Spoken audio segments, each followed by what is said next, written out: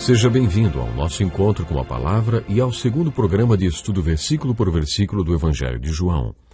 No último programa, iniciamos esse estudo falando sobre as várias chaves decodificadoras da linda mensagem deste Evangelho. No programa de hoje, finalizando a introdução do estudo deste livro, falaremos sobre a última chave para decodificar a mensagem de sinais de sua mensagem.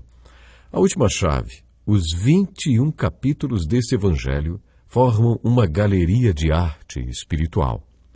Pense no livro do Evangelho de João como uma galeria de arte e cada um dos seus capítulos como uma diferente sala de exposição.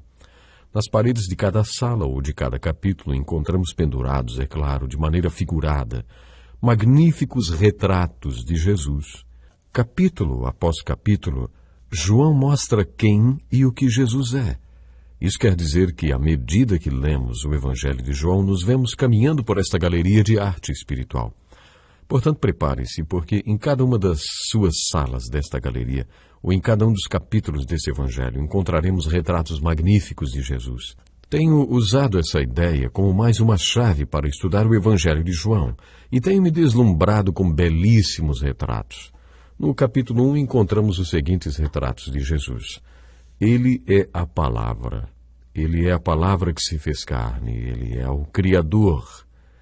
Ele é a vida que é luz. Ele é a luz verdadeira que ilumina todo homem que vem ao mundo. Ele é o doador do poder para que sejamos filhos de Deus. Ele é o Cordeiro que veio para tirar o pecado do mundo. Ele é o ungido. Ele é o Filho de Deus. Ele é o Messias, o Cristo. Ele é Jesus de Nazaré. Ele é o filho de José, ele é o rei de Israel. Ele é o filho do homem, ele é o mestre que viveu, o que ensinou. Encontramos todos esses retratos de Jesus no primeiro capítulo deste Evangelho. No capítulo 2 encontramos Jesus descrito como doador da alegria, aquele que ama a casa do seu Pai, o purificador da casa do seu Pai, a prova verdadeira, aquele que se entregou para aqueles que se entregaram a ele, e aquele que transforma a água em vinho.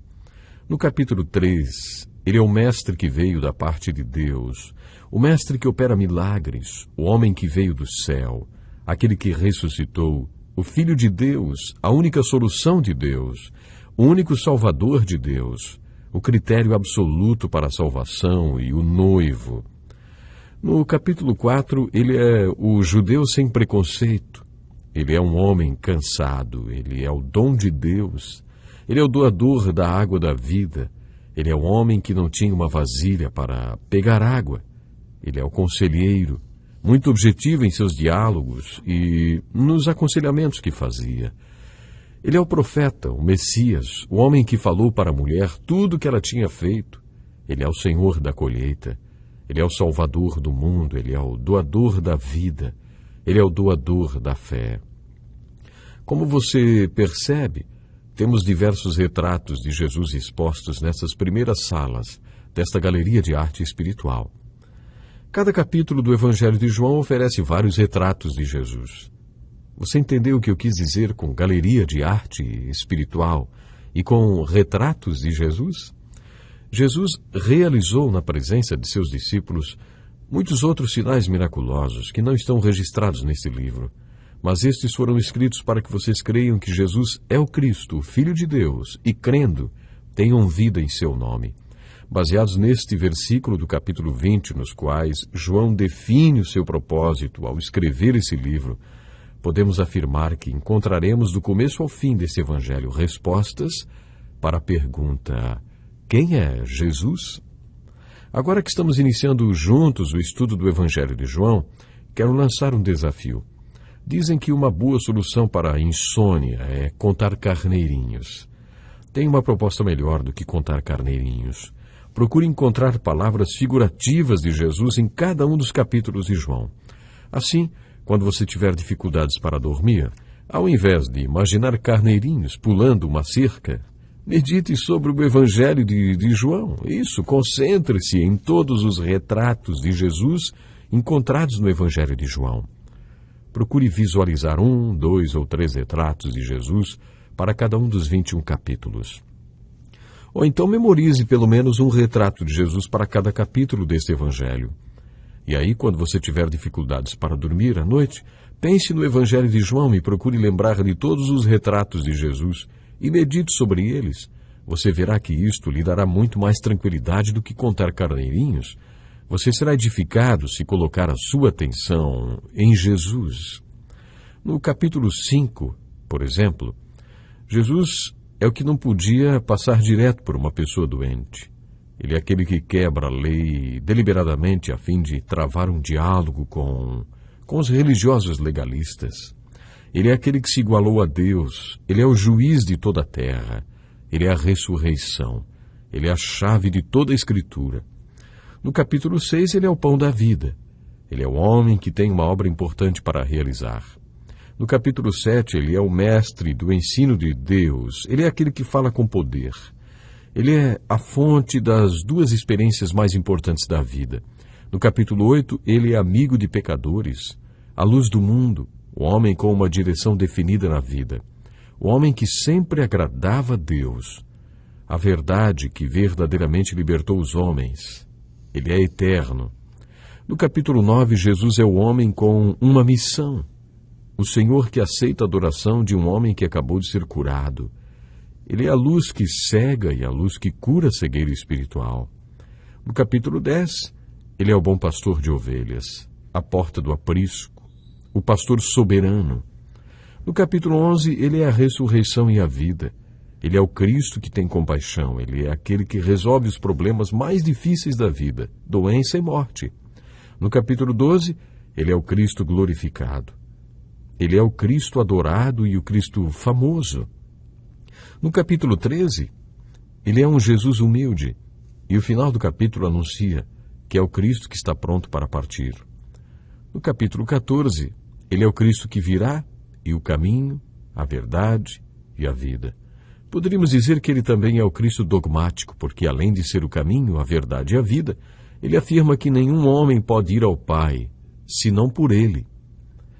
No capítulo 15, ele é a videira à procura de ramos. Ele é o Cristo que dá a vida, o Cristo que condena, o Cristo odiado e o Cristo que escolhe. No capítulo 16, ele é o Cristo contido. Ele é o Cristo abandonado, mas também o Cristo vitorioso. No capítulo 17, ele é o Cristo que intercede. No capítulo 18, ele é o Cristo traído, o Cristo inocente e o Cristo mal visto pelo povo. No capítulo 19, ele é o Cristo crucificado e o Cristo enterrado, mas no capítulo 20, é claro, ele é o Cristo ressurreto e o Cristo que, quando ressuscitou, comprovou tudo o que havia dito. Finalmente, no capítulo 21, ele é o Cristo que comissiona. Deu para ter uma ideia? No Evangelho de João encontraremos diversas respostas para a pergunta: quem é Jesus? Ao descobri-las em cada um dos capítulos deste livro, você terá montado uma galeria de arte espiritual, cujo tema é Jesus, exibindo Jesus de maneiras maravilhosas. Quando perguntaram a Madre Teresa o que Jesus significava para ela, sua resposta parecia ter sido baseada nessa galeria de arte espiritual. As palavras fluíam do fundo do coração dela, enumerando os lindos quadros de Jesus, pintados aqui no Evangelho de João. Eu gostaria de saber qual a visão de Cristo que você tem.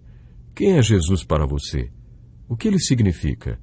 Estudando o Evangelho de João, um capítulo após o outro, buscando as respostas para a pergunta: quem é Jesus?